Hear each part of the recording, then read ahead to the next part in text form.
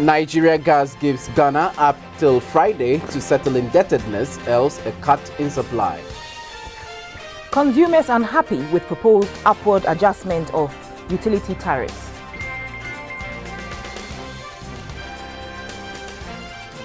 And U.S. forces deployed in Cameroon to fight Boko Haram.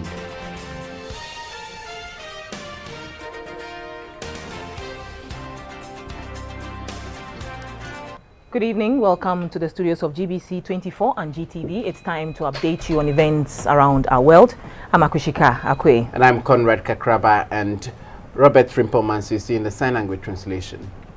The Supreme Court has, by a 5-2 majority, dismissed a suit brought by US-based Ghanaian lawyer Professor Stephen Asare, challenging the constitutionality of the work of the Constitution Review Implementation Committee.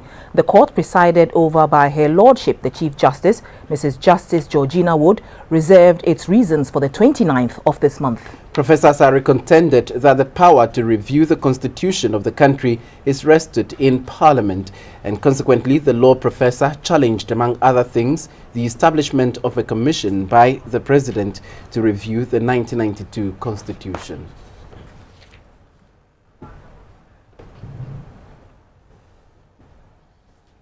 An Accra dialogue between consumers, utility providers, the Public Utility Regulatory Commission, PURC, for an upward adjustment in utility tariffs was met with misgivings by consumers, whereas utility providers are justifying the reason for an increase and therefore an expansion and better services for the end user.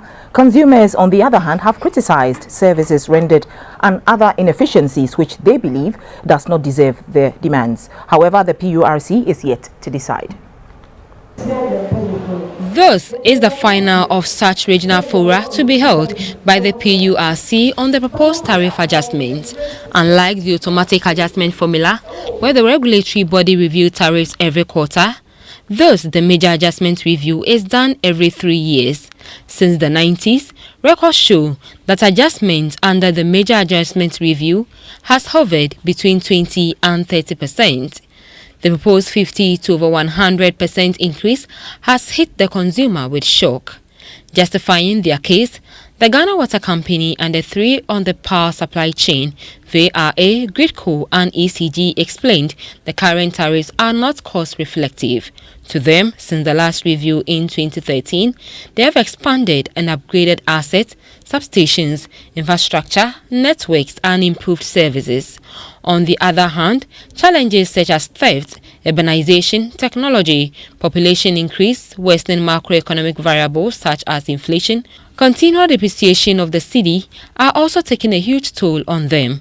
According to them, they also source loans for some of these nationwide expansions. At the last 3 years when they gave us the tariff adjustment, we were exchanging $1 for less than 2 cedis. Today it's about 3.5. There's a serious deficit of about 70 to 75%. If you look at our return on investment, it's in negative.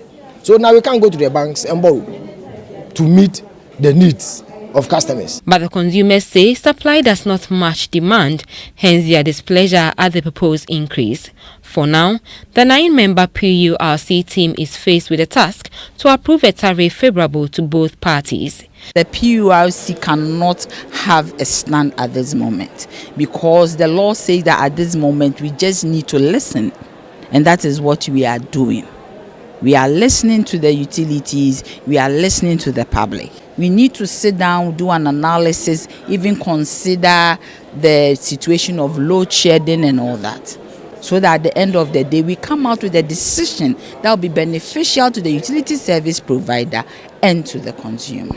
The PURC maintains that it will come up with a rate to serve both the interests of the consumer and the utility provider. GBC24 sought some views from some consumers on the proposed upward adjustment. For neviary for sikasem so mobetum no sebi mina na oti offenso enyankaso no ono no sa dollar sem no onim ho asem ne dia ne se light ya na ase nsuo no eba na ono oyusu na entumu no so obetum a ono eba kora entumu no ohunu water works for bet me di meter wa be si ho from Accra be famu na say omo di bill aba abre say yentuaka sa na ECG phone so di prepaid meter mo aba omo fix ma within some few seconds na credit usika nyina asa sa nyama nyina na efa so magana fo omo wiawi omo ho no. The utilities to do or to have done was first to come and tell us, hey, these are the reduction in inefficiencies we have in our operations, and because of these inefficiencies we are cutting down on waste, and that component of that waste is going to save us so much. And because of that, you know, we are pleading with the public to do what? Because of the reduction in waste, we are going to improve your services, and we need your support, and we believe maybe 30-40% increment will be what we need. What we are saying is, give us light, you give us light, we will pay more. But let me be fair to them, they deserve some increase. There's no two ways about it. But to me, I don't know any item in the world that is allowed to be increased 100%. Hungary's ambassador-designate to Ghana, Dr. Gabor Tenak, on Wednesday presented his letters of credence to President John Mahama. The two said they will work to cement bilateral relations. Also at the Flagstaff House to present her credentials was the ambassador of Finland, Ms. Perjo Suomela Chaudhry. Hungary is a strong economy in Eastern Europe. The country has a vibrant manufacturing sector that produces electrical goods. Ghana and Hungary have bonded mainly through diplomatic contacts, with reports indicating a possible visit to the country by the Hungarian foreign minister to cement bilateral relations between the two countries. Presentation of letters of credence by Ambassador Gabor Tenak preceded the visit to the country by his foreign minister. President John Mahama commended Hungary for the numerous educational scholarships for Ghanaian students, urging a new opening on their frontier through trade and investment. Earlier, the ambassador-designate of Finland, Ms. Perjo Suomela Chaudhry, had also presented her credentials to President Mahama. Napoleon Atukitu reporting. The government has pledged to continue support to the fisheries sector. At a meeting with fishermen and canoe owners at Elmina in the central region, President John Mahama announced at least 4 steps to address some of the challenges facing players in the sector. Another report by Napoleon Atukitu.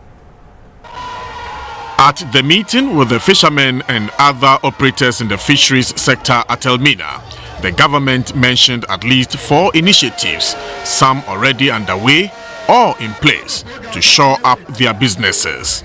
Currently running is a system called Vessel Tracking and Information Management. That system helps to detect the illegal activities of pair trawlers fishing in the country's territorial waters, thereby depleting it of its fish stock. It is for this reason that the government is introducing a gadget called Fish Finder, which will lead some small-scale fishermen to places where they can get good catch. About 1/3 of some 3,000 outboard motors are already in the system for use by canoe fishermen.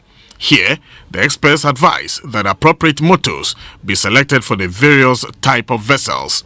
Otherwise, a mismatch could cause engineering problems. While other fuel products are sold at the normal prices, the price of pre-mix fuel used by canoes is heavily subsidized by government. The 5th intervention by government in the fisheries sector is the provision of cold store facilities at landing bays, one of which is at Elmina. This will simply help to preserve excess catch that may not have immediate use, thereby preventing wastage. Still outstanding are the creation of landing beaches pledged by the government for coastal fishing towns.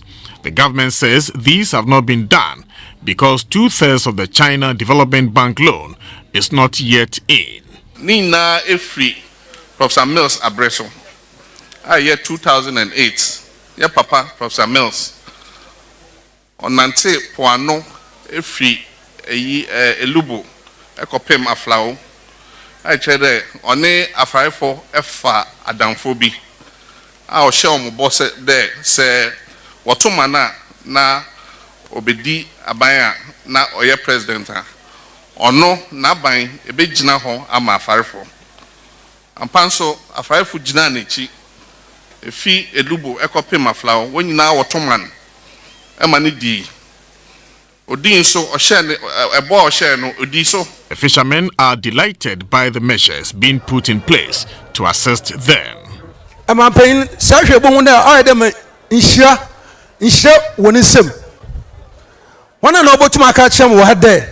very certain the president will fulfill all promises made to us fishermen. The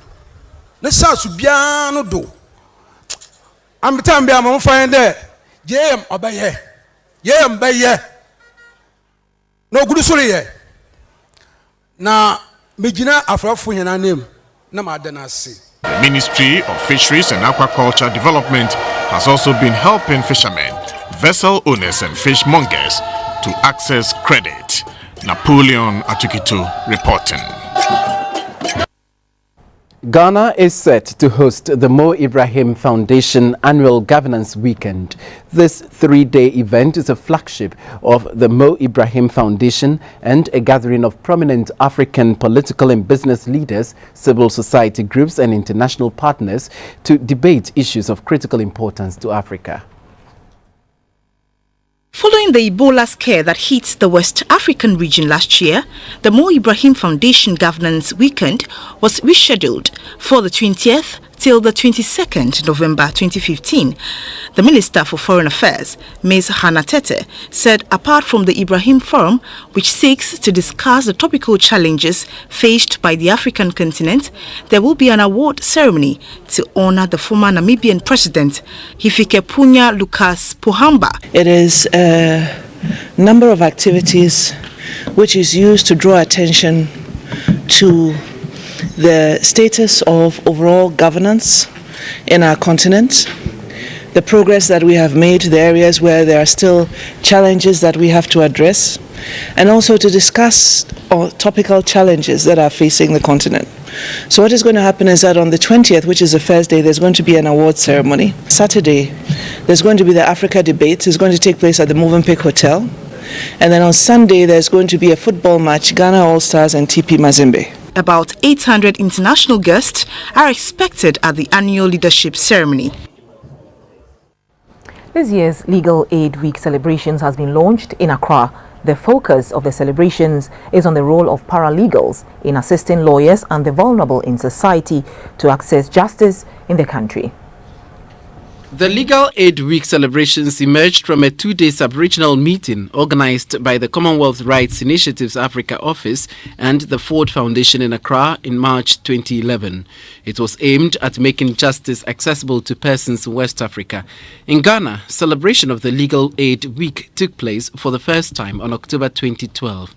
At this year's event in Accra, the chairman for the occasion, Mr. Suleiman Ahmed from the Ministry of Justice and Attorney General's Department, said issues bordering on legal support to the vulnerable in society should be of concern to all. According to him, lawyer-client ratio and affordability are some of the reasons why most Ghanaians cannot access legal services. For his part, the Executive Director of Legal Aid Scheme Ghana, Mr. Yaya Seni, said the right to justice is so basic that a threat to it will result in dire consequences. He stressed that a failed justice system affects a country negatively.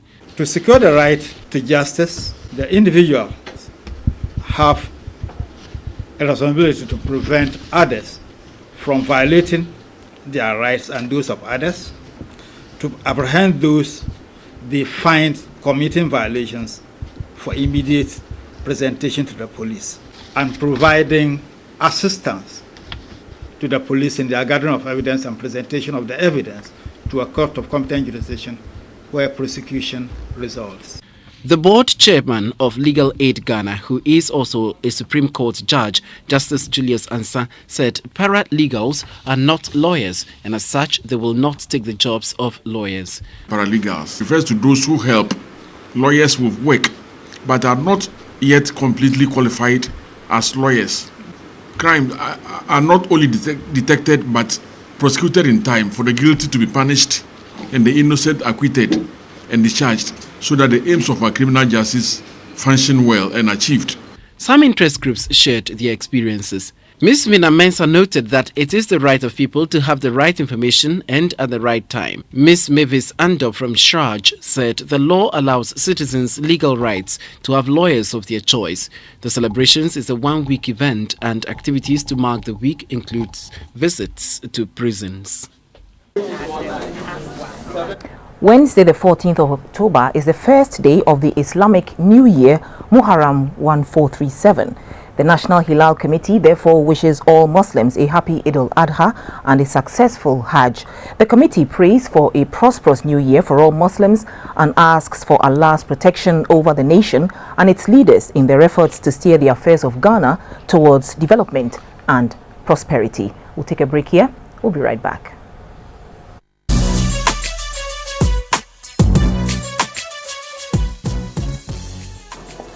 A very good evening. Thanks for staying on, and thanks to EcoBank, Airtel and Hisense, sponsors of the business news. Now, some sad news for Ghana as management of the West Africa Gas Pipeline Company and its partners are to cut gas supplies to Ghana by Friday.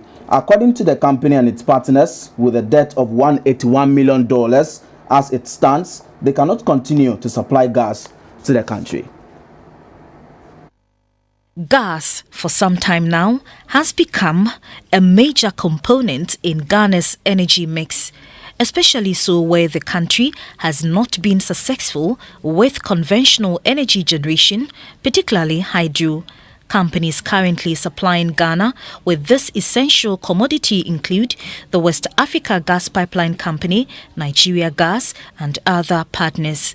Gas, unlike crude, is post-paid, and so, according to management of WAPCO, since August 2014, Ghana has owed the gas suppliers a total amount of $181 million, indebted to WAPCO alone $103 million. However, due to the government inability to honor its debt obligation, WAPCO says it has been ordered by Nigeria Gas, the transporters of the finished product, to cut gas supply to Ghana. NGAS has directed WAPCO to curtail deliveries to VRA as of 0 hours on Friday morning, unless we are to hear otherwise. We're hopeful that there are efforts underway to avoid this situation, but as it stands right now, the directive we received from NGAS is to curtail. Under the contractual agreement, WAPCO and Ghana Gas are to supply Ghana with 120 million metric cubic feet of gas daily, but currently 95 million metric cubic feet is being supplied. Management of WAPCO says the earlier Ghana honors its debt burden, the better. Reporting for GBC24, Gifty AG, Accra. Meanwhile, the public is appealing to the government to intervene in this matter. They described the decision by the West African Gas Pipeline Company to cut energy supply to Ghana as unfortunate. Even the utility base, they have increased it this year, and we are paying it, right? So I don't know why we're supposed to own, there's supposed to be a debt for us. It's too bad because the nation like Ghana, we don't have money to buy gas for our nation to go to darkness. Is too bad. It's not happy at all. We will suffer under Dumso. We are going back to Dumso, to the old system. We are going to face hardship. Hairdressers, welders, and those who use electricity for their work are going to also suffer.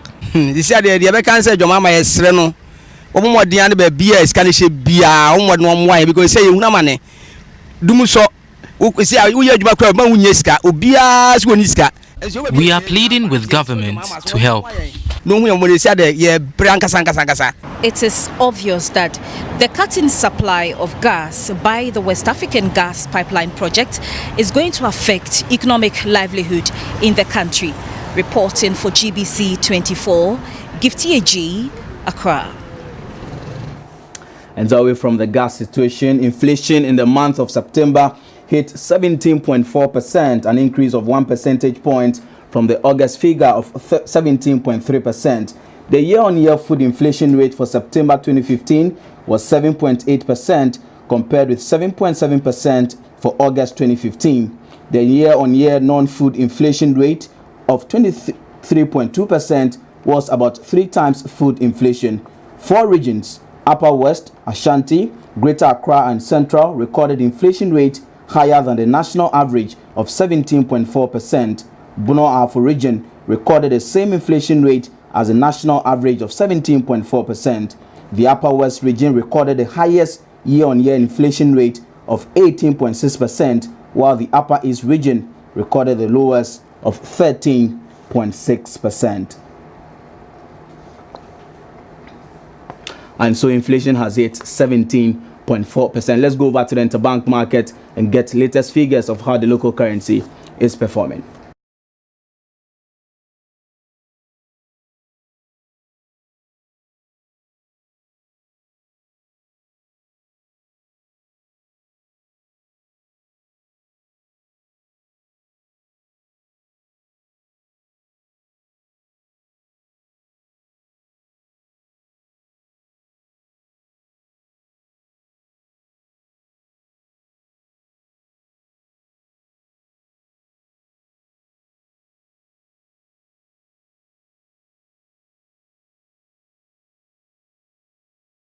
We also bring you latest price of gold, cocoa and oil on the international commodities market.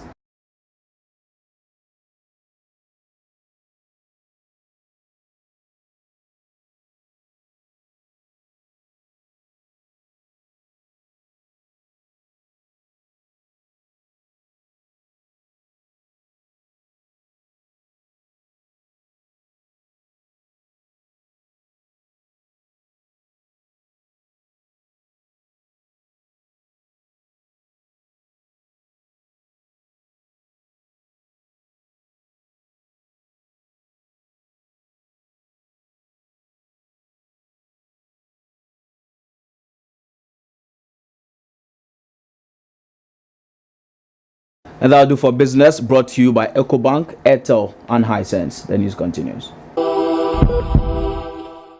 Welcome back. This segment of news is proudly brought to you by FPAC. My name is Ofori Wadako. Government has launched the National Medical Outreach Services, a health facility on wheels known as Onyado. The advanced mobile health van is expected to bridge the gap in health delivery, especially for people in remote areas. Vice President Kwesi Arthur launched the central regional version of Onyado in Cape Coast and was optimistic that this major intervention will meet the health needs of the rural poor. The rugged mobile vans are each fitted with a generator to power inbuilt equipment, perhaps a dream come true for the rural dweller. Each is a specialist van for ophthalmology, ear, nose and throat ENT, dental care and general services. The eye care van, for instance, has cutting-edge equipment for testing and corrective care. This set of 8 Onyado vans will service 6 districts of the central region by taking health care to the doorstep of the rural poor based on the demography and disease pattern. Health Minister Alex Segbefia said the mobile medical outreach team is expected to ensure a healthy people for a wealthy nation. Our citizens, as a matter of right, require to live healthy and therefore productive lives. Indeed, the well-being of a people is pivotal to the productivity and success and wealth of a nation. Vice President Kwesi Arthur said more of these medical outreach vans will be procured to augment the current fleet and to cover all regions. All over the world, mobile health clinics provide a significant alternative to healthcare delivery system, especially for people who find themselves outside the main population centers. The organization and execution of the service has therefore been decentralized to the regional health directorates, who are better able to ensure the selection of beneficiary districts based on the understanding of the demography and disease patterns of the region. The regional health directorates are also better able to seek the support and intervention of specialist staff within the region from the teaching hospitals that are in the region when the need arises. This latest move on the health front is possible through the support of the Danish and US governments targeted at the rural poor. Muto Bibini Muto, GBC24, Cape Coast. Hajara Mohammed is suffering from a critical hole in heart condition. She therefore needs the cedi equivalent of $8,000 to enable her to undergo corrective surgery. Road Hajara Mohammed was first diagnosed with a complex hole in heart condition called tetralogy of Fallot when she was 6 weeks old. Due to this condition, Hajara is unable to breathe properly and also gets tired easily. Also, she finds it difficult to perform the most basic activities. To correct the abnormality, she needs to undergo corrective surgery at a cost of $8,000, which is a cedi equivalent of 30,008 Ghana cedis. Hajara's family is therefore appealing to Ghanaians to help them raise funds to meet the cost of surgery. Please, don't please, I'm begging. Any small amount, it will go a long way to help us. Philanthropies, companies, anybody, I beg you, please, just try and help us. Donations may be sent to the following account details. Account number 01504 0533 8000, High Street Branch, or contact 0274 77 8516. Moving on, inadequate logistics and especially no vehicles are major challenges confronting the Volta Regional Blood Bank. This has prevented the Regional Blood Bank from embarking on site visits and blood donation campaigns in the region. The result is a shortage of life-saving blood needed in hospitals in the region.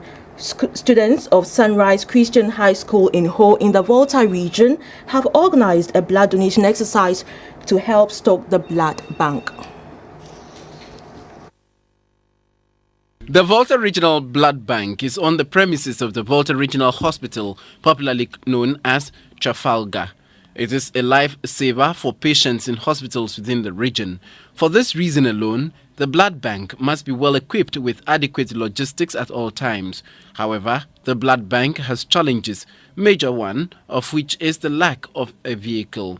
This has prevented the blood bank from moving to communities for blood campaign drives to stock its bank. So the bank relies solely on voluntary donors, most of whom are students. Others also call specifically to donate blood to friends and family members.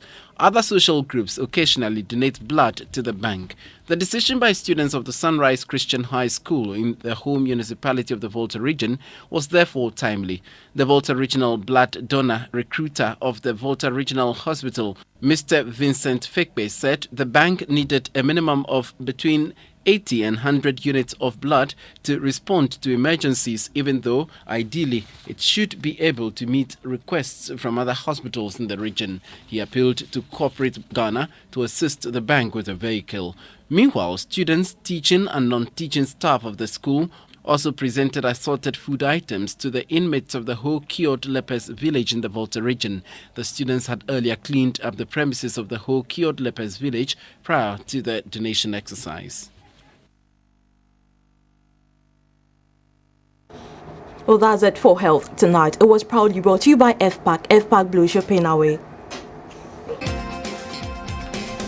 In news from across our shores, U.S. President Barack Obama has announced that U.S. armed forces have been deployed in Cameroon to help fight against Boko Haram. The force, which will be 300 strong, will conduct airborne intelligence, surveillance and reconnaissance operations in the region. Cameroon and Chad have been targeted by the Islamist militants from northern Nigeria. Mr. Obama said they will remain in Cameroon until no longer needed. South African President Jacob Zuma has suspended Police Chief Ria Fiyega while allegations of misconduct are examined. Last month, Mr. Zuma's office launched an investigation into her role in the 2012 killing of 34 miners by officers during a strike at the Marikana mine. It followed an inquiry finding that police followed a defective plan to break up the strike. General Fiega disputes the findings and defends police handling of the strike. Numerous calls have been made for Ms. Fiega to be sacked over the case. No one has been charged or held responsible for the killings. We'll be back with sports news.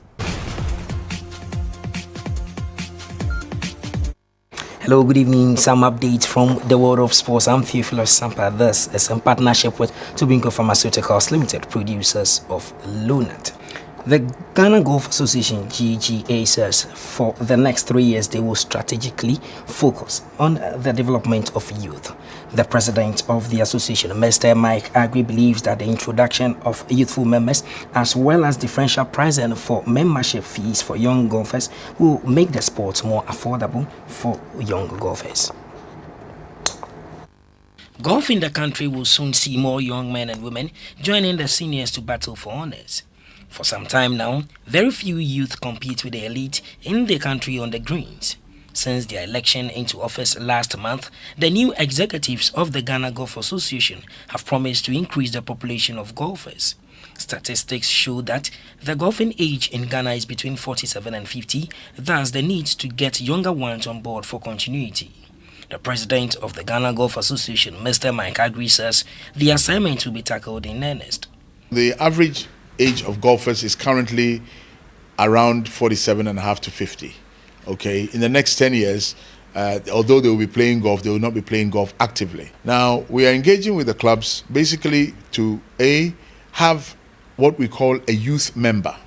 Okay, in a typical council, you have a captain, you have a vice captain, you have a handicap member, you have a secretary, you have a competition secretary.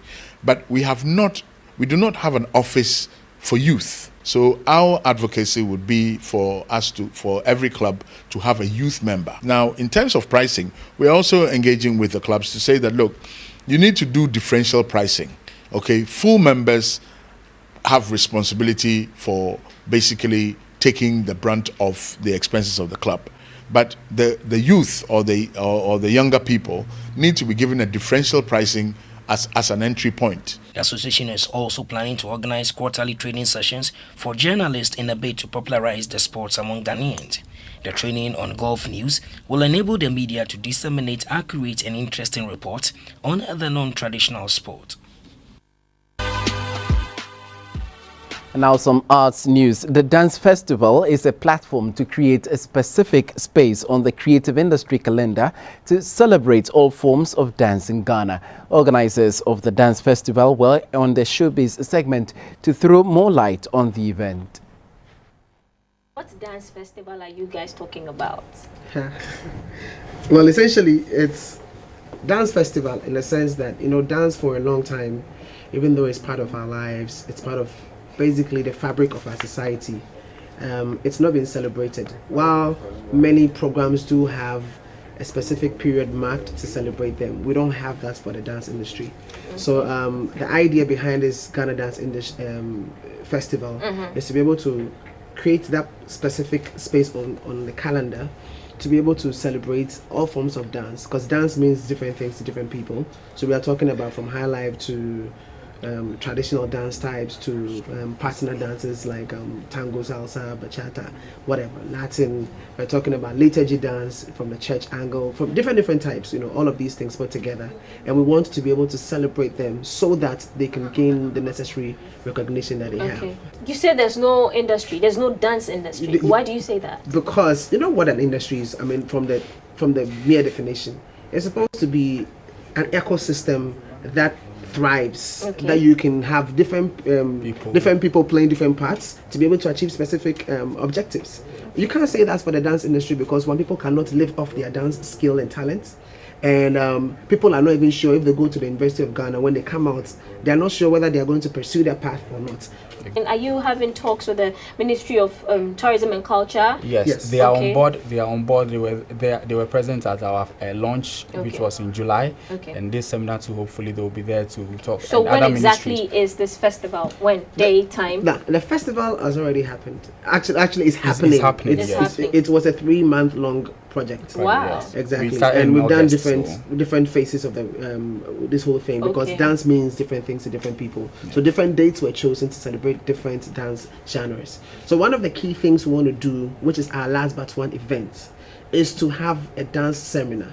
And that is when we want to talk about whether the dance industry is alive or not. We want people to come and ask questions, because the Ministry of Employment is going to be there. Yes. And then we also Ministry have of local government is going to be there. And then we also have the Ministry of Tourism, Education and Tourism. Okay, people need to ask questions. They need to get answers. We're also having the University of Ghana to be School of Performing Arts to be there.